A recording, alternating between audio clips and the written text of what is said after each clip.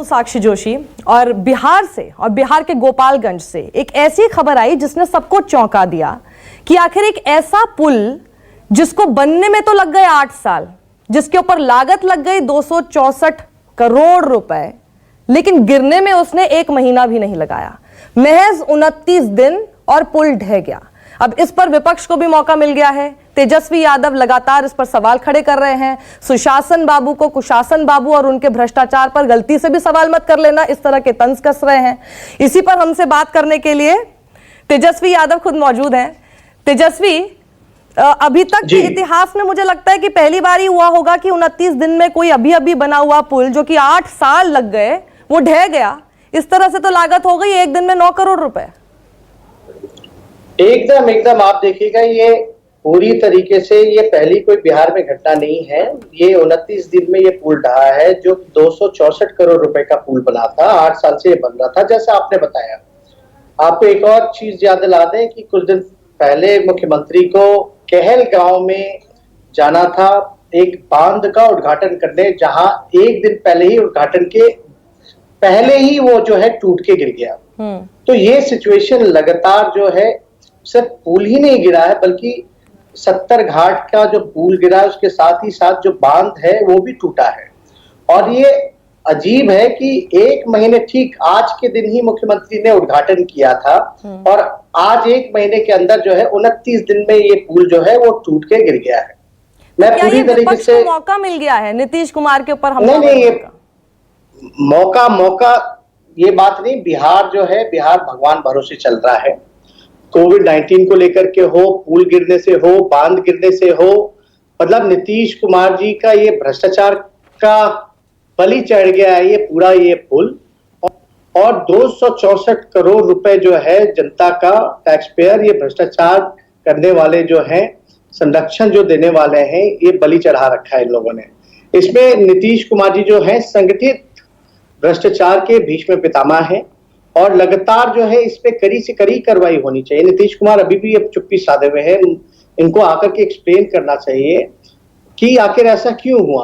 उनको तुरंत तत्काल में जो मंत्री हैं नंदकिशोर जी, उनको बर्खास्त करना चाहिए, ब्लैकलिस्ट कंपनी को करना चाहिए और रिकवर करने के लिए जो है कदम उठाने चाहिए। बाकायदा मैं तो कहता हूं कि कंपनी पे भी FIR करना चाहिए। अगर जान मान का नुकसान होता तो इसकी जिम्मेदार कौन होते, कोई जिम्मेदारी तय होनी चाहिए। तो मुख्यमंत्री को सामने आकर के एक्सप्लेन करना चाहिए कि आखिर ऐसा क्यों हुआ है। और मैं शुरू दिन से कह रहा हूं कि यहाँ जितने भी बड़े घोटाले होते हैं तो पूरी तरीके से उनको संरक्षण मिलता है, किसी पे कार्रवाई नहीं की जाती है। कोई बड़ा अधिकारी जो है, कोई बड़ा मंत्री है, कोई कार्रवाई नहीं की जाती है। बिहार में 15 साल में लगभग 55 घोटाले हुए हैं और ये 55 घोटाले मैं अपने मन से नहीं बोल रहा, बल्कि जिस वो गवर्नमेंट ने अप्रूव किया है, माना है कि 55 घोटाले हुए हैं और इस 55 घोटाले में अभी तक कोई दोषी नहीं पाया गया। आखिर ऐसा क्यों हुआ, नीतीश कुमार जी को जवाब देनी चाहिए। वहां मंत्री कहते हैं कि ये बाढ़ की वजह से जो है, लेकिन मैं आपको स्पष्ट रूप से बता दूं, ये बाढ़ की वजह से नहीं बल्कि भ्रष्टाचार की वजह से टूटा है। हम भी पथ निर्माण मंत्री थे। चूहों की वजह से तो नहीं हुआ ना, क्योंकि चूहों पर तंज किया आपने। नहीं, चूहों ने तो बांध काट ही दिया है। इससे महंगे महंगे बांध काटे हैं, 300 करोड़ का बांध काटा है चूहों ने। और ये तो बिहार के मंत्री कहते हैं।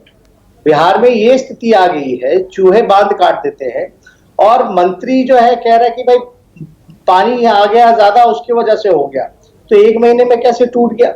और ये बाकायदा मैं कहूं तो सॉइल का इसमें प्रॉब्लम था, इसमें बाकायदा प्रोटेक्शन का काम नहीं किया गया था, इसमें जो पिचिंग होनी चाहिए थी वो नहीं की गई थी। चुनाव का टाइम है, उससे पहले ये उद्घाटन करना चाहते थे, आनंद फानन में इन्होंने उद्घाटन किया और तुरंत जो है पुल जो है 70 घाट पुल का नाम है, लेकिन 70 दिन भी नहीं चले बल्कि 29 दिन में ही आनंद फानन भी तो नहीं कह सकते तेजस्वी, 8 साल से बन रहा है, 8 साल से बन रहा था। 2012 में नीतीश कुमार ने इसकी नींव रखी। मैं वही तो कह रहा हूँ, आनंद फानन ये तो 8 साल में काफी कम है। ये तो हो सकता था पुल बनने में जो है 14 साल लग जाता। ये नीतीश कुमार जी का राज है। ये इलेक्शन को देखते हुए 14 साल को कम करके 8 साल में आनंद फानन में बना लिया गया। बल्कि पुल के काम को लेकर के 4 साल 5 साल से ज्यादा नहीं लगना चाहिए अगर सारी इंतजाम हो जाए तो। अच्छा, और नीतीश हम कुमार जब ने, मंत्री क्योंकि थे, तब इसका भी- इनॉग्रेशन तेजस्वी उन्होंने वीडियो कॉन्फ्रेंसिंग से किया था और वो इस बात से बहुत दुखी थे कि उनको वीडियो कॉन्फ्रेंसिंग से इसका इनॉग्रेशन करना पड़ रहा है। और ये भी बात का मेंशन किया था बाकायदा कि मैं हमेशा ऑन स्पॉट जाकर इसलिए इनॉग्रेशन करने पे विश्वास रखता हूं कि वहां जाकर मैं क्वालिटी देख सकता हूं, अगर उसमें कुछ खामियां हैं तो मैं वो भी देखने का मुझे मौका मिल जाएगा। पर इसका तो उनको उद्घाटन घर पे बैठ के करना पड़ गया। नहीं, देखिए, ये बहाना है। ये 90 दिन से निकले नहीं थे और लगातार हम लोग कह रहे थे कोरोना को देखते हुए कि लोगों की परेशानी को जाइए, समझिए, मजदूरों से मिलिए। उसको लेकर के इन्होंने ये टिप्पणी की थी। इनके हजारों ऐसे चीजें हैं जो इन्होंने बैठे बैठे एक जगह पे ही कई बार इन्होंने, कोई फर्स्ट टाइम इन्होंने ऑनलाइन उद्घाटन नहीं किया है, कई बार इन्होंने ऑनलाइन उद्घाटन किया है। लेकिन प्रॉब्लम ये है कि अभी क्यों ये, अब क्या कार्रवाई करेंगे ये आखिर जिम्मेदारी इसकी कौन लेगा? हम तो लगातार कह रहे थे मुख्यमंत्री जी 90 दिन से आप बाहर निकलो, काम पे जाओ, आप देखिए, चीजों को देखिए, लेकिन वो उस समय जिम्मेदारी लेने को तैयार नहीं थे। अब ये जब टूट गया है बांध, तो इसके तो पूरी तरीके से दोषी और कोई नहीं, नीतीश कुमार है, उनका प्रशासन है। नहीं, वो बिल्कुल आपकी बात सही है, जिम्मेदारी की भी बात है और बिल्कुल मुख्यमंत्री से भी पूछा जाएगा और उन्हीं से पूछा जाएगा। मैं सिर्फ इतनी सी बात कह रही हूं कि जब 16 जून को उन्होंने इनॉग्रेशन किया तो उन्हें तो नहीं पता था कि ये इस तरह से गिर जाएगा 29 दिन बाद। उन्होंने इस बात का मेंशन जरूर किया था कि मुझे ये बात अच्छी नहीं लग रही कि बहुत बड़े प्रोजेक्ट जो होते हैं वो मैं ऑन स्पॉट जाकर नहीं कर पा रहा हूं, और ये बात का मेंशन किया कि मैं चाहता हूं कि मैं देखूं कि किस तरह का काम हुआ है। तो मैं इतनी सी बात बोल रही हूं कि इस बात को लेकर शायद, क्या आपको लगता है कि ऑन स्पॉट जाकर करते तो शायद इसको इनॉग्रेट नहीं करते? नहीं, देखिए, मुख्यमंत्री जो है यहाँ पूरी तरीके से अफसरशाही चल रही है, जो अधिकारी बोलेंगे वो मानेंगे। आपने कोरोना टाइम में भी देखा क्वारंटाइन सेंटर की क्या हालत थी, लेकिन नीतीश कुमार उसको मानते भी नहीं थे कि वाकई में, वो कहते थे बेहतर है सब कुछ, लेकिन वाकई में हकीकत क्या थी, कुछ भी बेहतर नहीं था। तो नीतीश कुमार जी भले ही इंजीनियर हों, लेकिन चीजें कैसे कराई गई हैं उन्हीं के हुक्म पे तो ये उद्घाटन हुआ है। फाइल जो है मुख्यमंत्री के पास जाता है, सारी चीजें उनके पास जाती है, सारी चीजें डिस्कस होती है, बताया जाता है, कुछ अलग से क्या बताया जाता। मुख्यमंत्री कभी जा करके सॉइल टेस्टिंग नहीं करते। उनका ये कहने का मतलब था वो जा करके उद्घाटन करते तो ज्यादा बेहतर रहता। जा करके उद्घाटन करना, अगर समीक्षा ही करनी थी तो आप कोरोना से पहले निकल गए होते। कोरोना शाम से, ये तो 8 साल से पुल बन रहा है। आप कितने बार 70 घाट पुल के जाकर के आपने मुआयना किया, कितनी बार आपने जाकर के जांच किया? ये पहले भी तो गए होंगे मुख्यमंत्री या नहीं गए, वो बताएं कोरोना से पहले। अभी सिर्फ रोना रोना कि भाई अच्छा होता है हम जाते हैं तो ठीक होता है, ये कई बातों पे हम लोगों को नहीं आना। आपने 8 साल में क्या किया? फिर ये 8 साल से पुल बन रहा था, आप कितने बार गए, आपके मंत्री कितने बार गए, क्या देखा, क्या किया? और ये फर्स्ट इंप्रेशन ये आ रहा है कि ये पानी और फ्लड की वजह से नहीं टूटा है, बल्कि खराब मटेरियल की वजह से टूटा है, और जो पिचिंग होनी चाहिए थी वो ढंग से नहीं हो पाई, सॉइल क्वालिटी जो था वो ठीक नहीं था, और प्रोटेक्शन जो होनी चाहिए थी वो नहीं थी। हमारी पुल निगम के अधिकारियों से भी बात हुई है, उनका भी जो फर्स्ट इंप्रेशन है, हालांकि सारी बातें जो है जो जांच के बाद निकलेगा, लेकिन बार बार केवल बिहार में ही ऐसा क्यों होता है? मुख्यमंत्री तो जाने वाले थे, आपको जो मैंने पहले भी कहा, कहलगांव में भी डैम का उद्घाटन करने, तो वो एक दिन पहले कैसे टूट गया? ये कैसे, ये बार बार बिहार में ही ऐसे चूहे जब काट जाते हैं, तो मुख्यमंत्री जी ने क्या बोला कि चूहे काट जाते हैं, बांध टूट जाता है, यानी बांध जो है चूहे काट के वो टूट जाता है क्या? तो ये मुख्यमंत्री का अपना कहना है, इसमें जिम्मेदारी तय होनी चाहिए, और मुख्यमंत्री को नैतिक जिम्मेदारी बनती है कि आप लोगों के सामने, जनता के बीच आकर के चीजों को एक्सप्लेन करें कि आखिर क्या हुआ है। जो भी दोषी है उस पर सख्त से सख्त कार्रवाई की जानी चाहिए। ऐसा तो नहीं बिहार के चूहे भी नीतीश जी की सरकार गिराना चाह रहे हैं? नहीं, वो तो जनता गिराएगी। हमें अभी चुनाव की चिंता नहीं, अभी जान मान की नुकसान है। बिहार एक तरफ बाढ़ से जूझ रहा है, एक तरफ कोरोना से जूझ रहा है, और ये तो जनता जिसको चाहेगी वो होगा।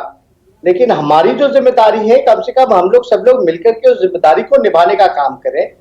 और मुख्यमंत्री को अभी चुनाव की चिंता है, चुनाव में व्यस्त है, वो वर्चुअल रैली कर रहे हैं, जैसे वल्चर लोग का काम होता है वैसा वो काम कर रहे हैं, मौत के साथ जो है वो खेलने का काम कर रहे हैं।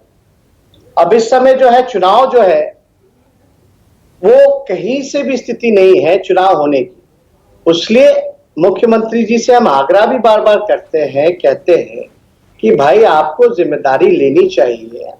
आप जो है स्टेट के लीडर हो और जनता को आपको बताना पड़ेगा, क्योंकि जनता ने आपको मुख्यमंत्री बनाया है। 15 साल से आप मुख्यमंत्री हैं, आपने पुल का उद्घाटन पर किया है। तेजस्वी, ऐसा क्यों है कि आप लगातार चाह रहे हैं कि चुनाव ना हो, और चुनाव तो कैंसिल नहीं हो रहे हैं? क्योंकि जिस तरह से आप बता रहे हैं कि उनको जल्दी हो रही है कि चुनाव जीतें, चुनाव जल्दी से हो, ऐसा क्या है कि जदयू चाहती है कि चुनाव हो ऐसे समय में, लेकिन तेजस्वी आरजेडी चाहती है कि चुनाव ना हो?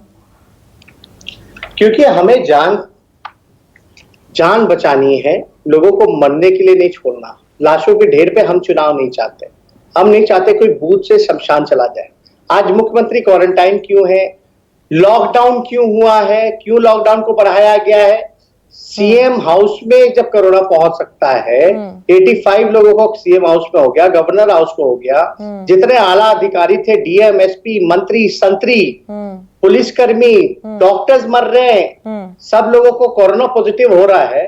तो इस समय संक्रमण तेजी से फैलता जा रहा है, तो वाकई में लोगों की जान पे आफत आई है। अच्छा और ये तेजस्वी, पहली बार सिचुएशन हम मैं एक जाते जाते बस एक आपसे एक सवाल पूछना चाहती हूँ। चिराग पासवान के साथ आपकी नजदीकियां काफी दिख रही हैं आजकल, आप उनका ट्वीट रीट्वीट करते हैं, और नजदीकियां उस तरह से हमें सुपरफिशियली तो दिखाई दे रही हैं। ऐसा तो नहीं है दुश्मन का दुश्मन दोस्त? नहीं, आप देखिएगा उनका रीट्वीट हमने नहीं किया था, उनका कोट किया था। अच्छा। एक आर्टिकल आया था, उसको लेकर के हमने कोट किया था। और मेरा मानना है कि उनका जो स्टेटमेंट था चुनाव को लेकर के कि अभी चुनाव बिहार में स्थिति वाकई में नहीं है, चुनाव नहीं होना चाहिए, टालना चाहिए, तो इस बात से मैं एग्री करता हूँ। और हालांकि जिसमें भी मानवता होगी वो नहीं चाहेगा कि बिहार में इस वक्त चुनाव हो। ठीक है, तो मानवता के नाते उन्होंने कहा है। ठीक है तेजस्वी, शुक्रिया हमारे साथ आपका जुड़ने के लिए। Thank you. और गोपालगंज के ब्रिज पर जिस तरह से अब सियासत भी हो रही है, लेकिन सवाल भी वाजिब है कि आखिर ऐसा कैसे हो सकता है? 8 साल से जो पुल बन रहा था, 264 करोड़ की लागत से बन रहा था, महज 29 दिन में ढह गया। नमस्कार, मैं हूं मानक गुप्ता। अगर आपको हमारा ये वीडियो पसंद आया हो तो इसे लाइक और शेयर जरूर करें, और हां, हमें सब्सक्राइब और फॉलो करना ना भूलें, ताकि आप देश और दुनिया की कोई खबर मिस ना करें। तो जुड़े रहिए हमारे साथ और देखते रहिए News 24।